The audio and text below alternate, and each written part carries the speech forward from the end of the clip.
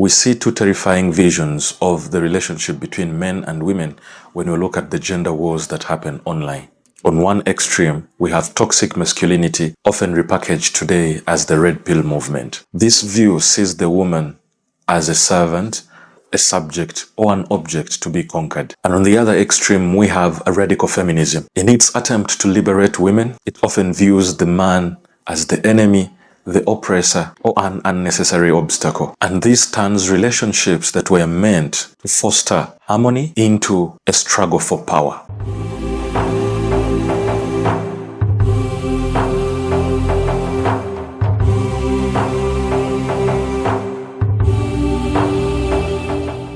We have to admit a hard truth that ideologies do not appear in vacuum. When you look at feminism, it was a reaction to centuries of genuine oppression and suppression of women's rights, often in societies that claimed to be religious. Conversely, the hypermasculine movement is as a result to a world that increasingly tells men they are toxic, unnecessary, and defective. And this is what happens with reactions. We are always swinging like a pendulum. We swung from women have no rights to gender doesn't matter. We swung from men are protectors to men are trash. And we are now back to men should be tyrants. So how do we stop this pendulum? How do we find a station where men are allowed to be men and women are honored as women without one diminishing the other? And all that is as a result in the fundamental confusion between value and role of man and woman in society. Radical feminism argues that for a man and woman to be equal, they have to be identical. They try to erase biological and functional differences, arguing that any distinction counts as injustice. And toxic masculinity argues that since men and women are different, men are superior. So they take biological strength to justify spiritual arrogance. But Islam cuts through this distinction with two important concepts: the concept of spiritual equality and the concept of functional distinction. It is important to know that men and women are equal in front of Allah subhanahu wa ta'ala. None takes superiority over the other. Each one of us, man or woman, who does good will be admitted to paradise. So we are going to be judged in front of Allah subhanahu wa ta'ala on the basis of our piety and God consciousness. Now, the concept that is really misunderstood is the concept of functional distinction. Still, Allah in the Quran tells us, وَلَيْسَ الذَّكَرُ كَالْأُنْثَى. Man is not like the woman.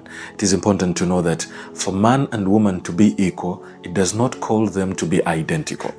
Men have different biological strengths that do not apply to women, and still women have biological strengths that do not apply to men.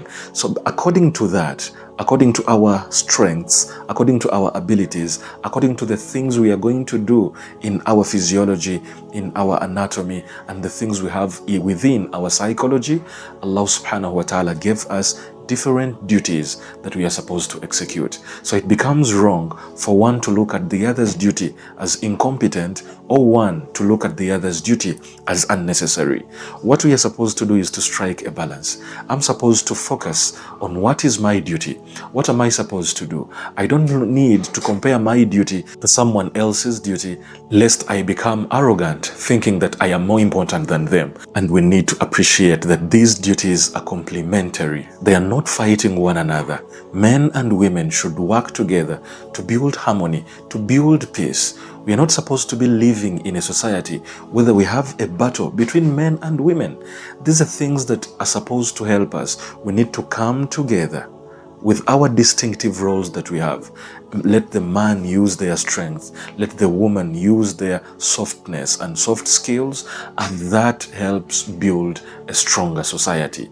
We are not going to allow to fall to the side of toxic masculinity, and we are not going to allow to fall on the side of radical feminism, because we are the middle nation that suggests that we are equal in front of Allah and we have different duties that we are supposed to execute here on earth.